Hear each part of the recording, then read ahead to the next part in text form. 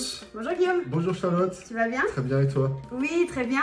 On est ravis de vous retrouver pour cette première vidéo donc du brief de 9h13.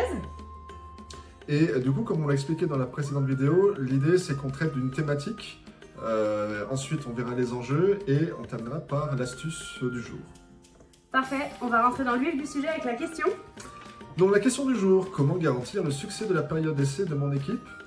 Donc effectivement, une question qui est très ancrée dans l'actualité puisqu'on est en plein dans le démarrage des saisons d'été. Donc les enjeux de la réussite de cette période d'essai, c'est notamment que dans l'univers saisonnier, on a donc des périodes qui sont très courtes pour le démarrage et donc effectivement des départs qu'on constate en général sur ces périodes d'essai là.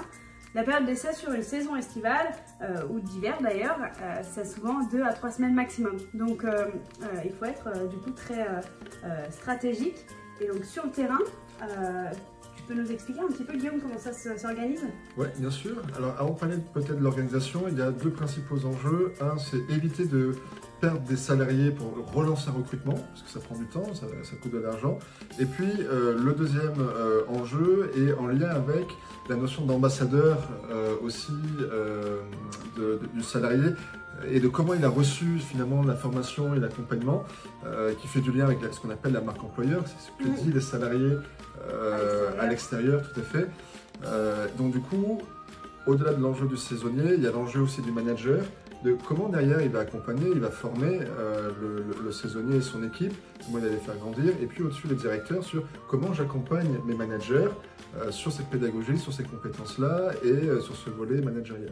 Et là j'imagine que l'accompagnement c'est surtout de l'adaptation et de s'adapter au niveau de son public et de ses équipes? Totalement, et aussi au mode d'apprentissage également de son équipe. Alors c'est vrai qu'en 15 jours c'est hyper short, oui. Et en même temps, si le manager y arrive tout en créant du lien, bah c'est magique, il a tout gagné. Exactement. Et du coup ça se ressent du côté des clients, puisque on a une période qui finalement est réussie, donc moins de départ, et on attaque une saison, on n'est pas en sous-effectif, donc qui permet d'obtenir une satisfaction clientèle performante.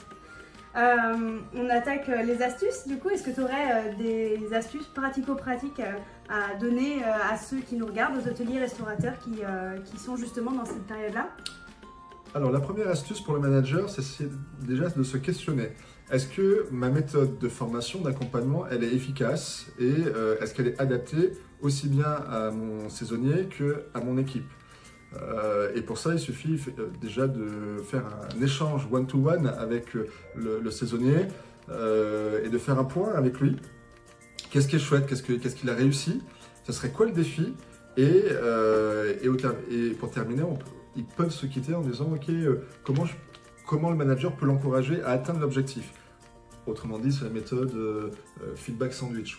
D'accord, donc ça veut dire que d'abord on se pose la question sur sa façon de manager, est-ce qu'elle semble adaptée à son public? Complètement. Et ensuite on crée vraiment un rendez-vous avec son salarié, avec les membres de son équipe. Exactement. D'accord.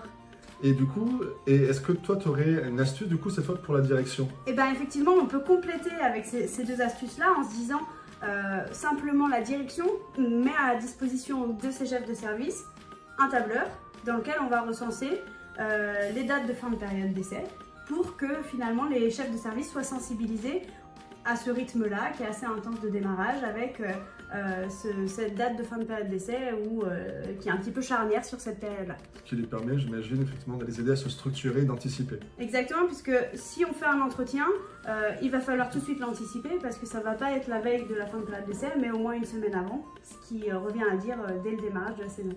Ok. Je crois que c'est tout là pour les astuces. Exact. Et du coup, ce qu'on propose, c'est de se retrouver le 6 juin, je crois, en tout cas dans un mois, où on traitera de la thématique de l'intergénérationnel. Oui,